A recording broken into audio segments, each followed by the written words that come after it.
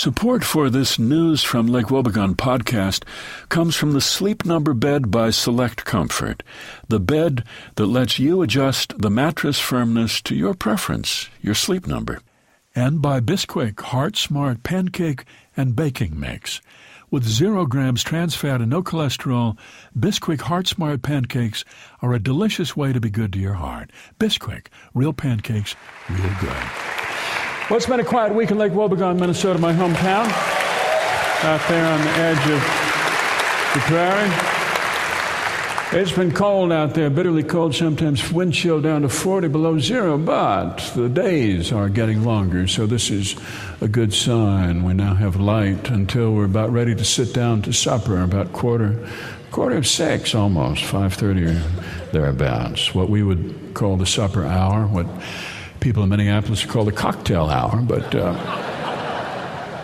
you don't have that in many homes in Lake Wobegon, as you might find out if you came to be a guest and you were waiting to be offered a drink. It just might not come, and you might have to become a temperate person.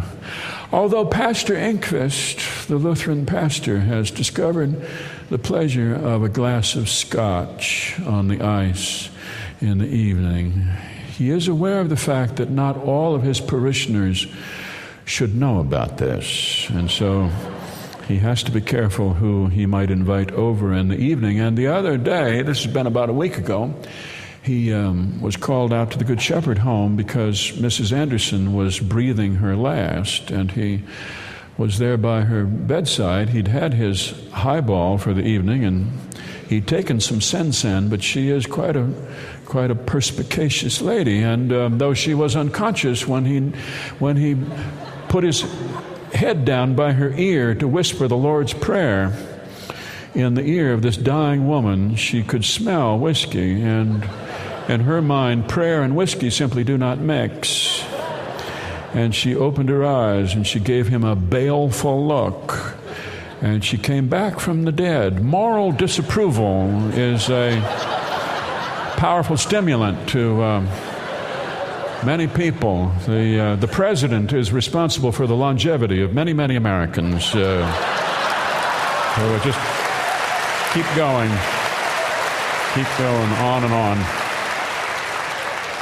So they say that spring may be 5 weeks away. We're not sure. There are signs of it. There's some birds out there. Robins have appeared, and smell of skunks on the outskirts of town. The raccoons are out and breeding and fighting each other for their prime mates. And Darlene down at the Chatterbox Cafe has started talking to men online again, which she had given up back in the fall. She had decided that whatever bliss she should have in this life would not be marital, but now spring has come on, and she's been talking to this man online who's not bad. She got a picture of him. It was taken in poor light, and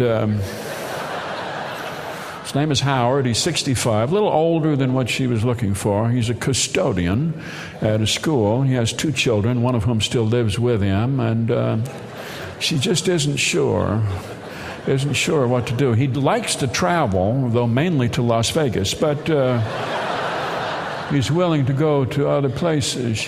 I just don't know what to do. She said, well, do what your heart tells you to do, says Dorothy. What does her heart tell her to do? She had one phone conversation with him, and he sounded kind of wheezy to her.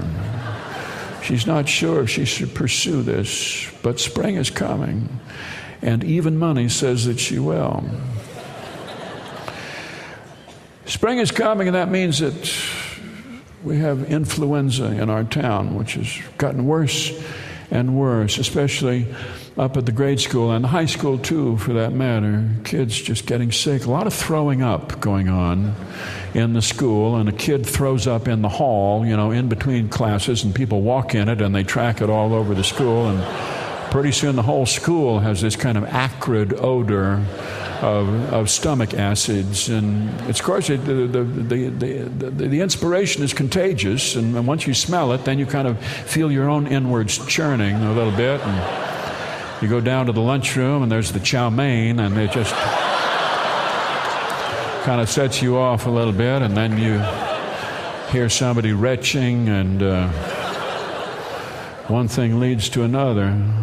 I was so terrified of throwing up in front of other people when I was your age, when I was young and sensitive, that it just changed my life. You see, I never had thrown up in front of anybody. Nobody had ever seen me do it.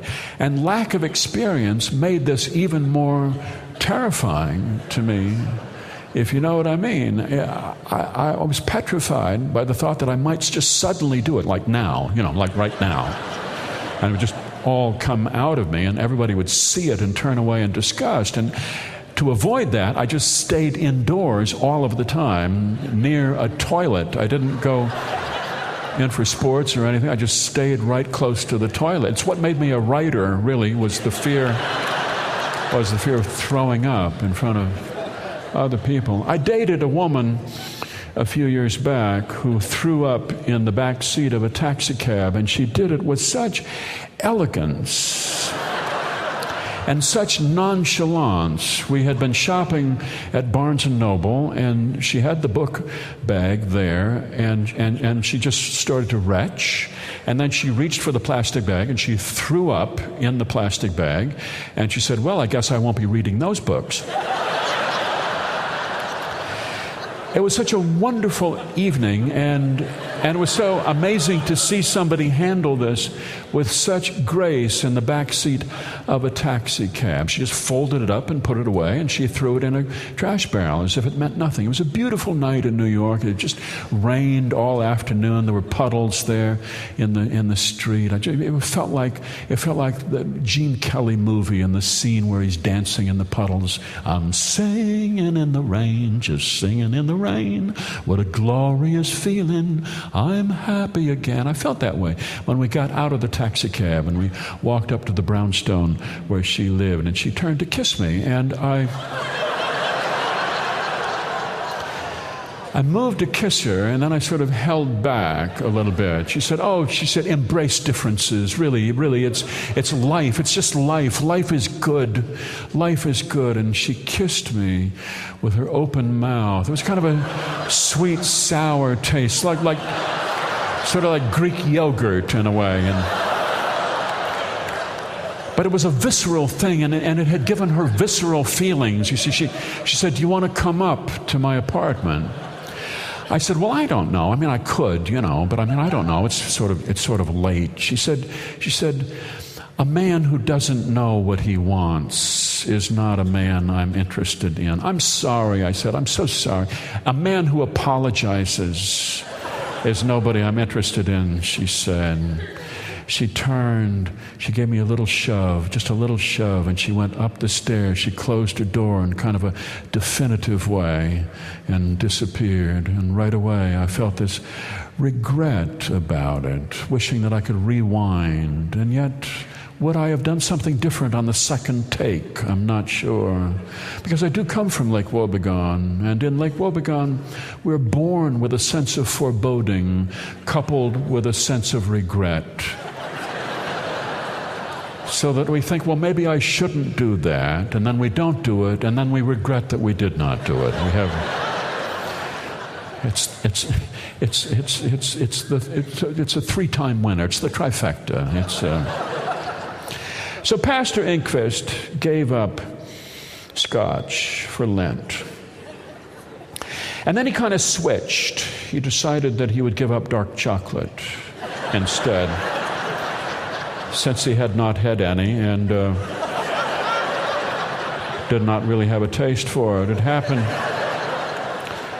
happened one evening when Father Wilmer called him from Our Lady of Perpetual Responsibility and called him up to come over. He said, "I need a little professional consultation." So Pastor Enquist went down to see his friend, the priest, who was feeling so terrible, just feeling utterly abandoned and alone in this world, as if he didn't have a single friend, just a whole lot of parishioners who expected him to be holy and wise and reverent and everything that they wanted, and not a real human being. They went back to the kitchen in the rectory, and Father Wilmer brought out a bottle of Pastor Enquist's favorite scotch. It's a 1.5 malt Scotch. It's called Mackay, and it's made from water that's in the Hazel River Valley in Scotland that flows through sheep meadows, and it flows through potato fields, and it flows through pine forests and through this salt marsh. So it picks up the essence of juniper and of starch and of lanolin and of salt, and then they pump it out of the ground and they mix it with malted barley and with yeast, and it sits there in the mash and in barrels. It's a beautiful, beautiful thing. It's a golden color. Father Wilmer brought out the bottle and 2 glasses. He said, "Would you like a glass of it?" Well, it was a complicated theological decision to make right there on the spot. I mean, the wisdom of sacrifice and giving up something for Lent, and the rightness of righteousness versus the goodness of fellowship. And Father Wilmer here in need, coming to assist a fellow pastor in his moment of need. The humility of giving up the pride of sacrifice. It was a very complicated theological calculation, and Pastor Inquist made it in an instant. He is a trained theologian. He said, yes.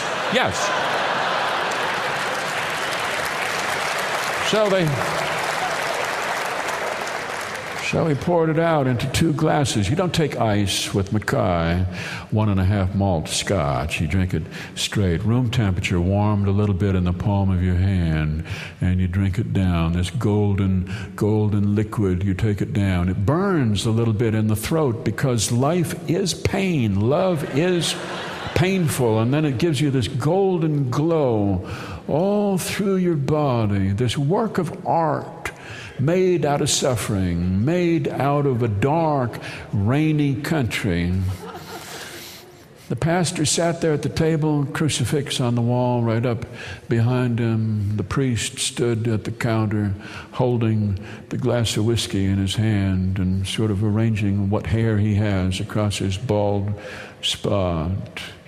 He said, "I've never felt so bad as I felt this last week. I'm so grateful to you for coming over. It's just good to be able to talk to another human being, just straight, man to man." He said, "I'll tell you something. It just struck me the other day." He said, "There's nothing I could ever say in the pulpit. I wouldn't even know how to say it. But it just has struck me so hard that life is adversity. That is the meaning of life. We crave adversity. We need to get into trouble and to stay in trouble. And this is what keeps us alive. We need to keep eating that apple over and over and over again. What comfort there is in righteousness is nothing compared to the beauty of the knowledge of life and death, good and evil, which is the knowledge of life. Teachers who retire go back to teaching because they need to be in trouble again. Old soldiers go back to war. Writers keep writing because they need to be in trouble one more time. We just need that. That's the meaning of life, he said. He said, "I'll tell you what, I'm going to start giving up. I'm going to start giving up things. I want to add more things is what I want to do. I want to live life, make more mistakes." Pastor wasn't sure what he should say by way of counseling, but they just clinked their glasses one more time and tossed back a little bit more. And then Father Wilmer said, "You want a second glass?" It was a complicated theological decision. The benefits of moderation, the rightness of moderation versus, being a true friend to one in need. "Yes," he said, "I would like another one." So they had another one, and this feeling of golden warmth spread in his body. Beautiful, warm feeling of Scotch whiskey. And right then he loved Father Wilmer, loved him as much as he could love anybody. Not that he would ever say so. He wouldn't, of course. But he loved him like a brother. And isn't that what the faith is all about? That's the news from Lake Wobegon, where all the women are strong, all the men are good looking, and all the children are above average. The News from Lake Wobegon podcast is brought to you by Bisquick, Heart Smart Pancake and Baking Mix. With 0 grams trans fat and no cholesterol, Bisquick Heart Smart pancakes are a delicious way to be good to your heart. Bisquick, real pancakes, real good.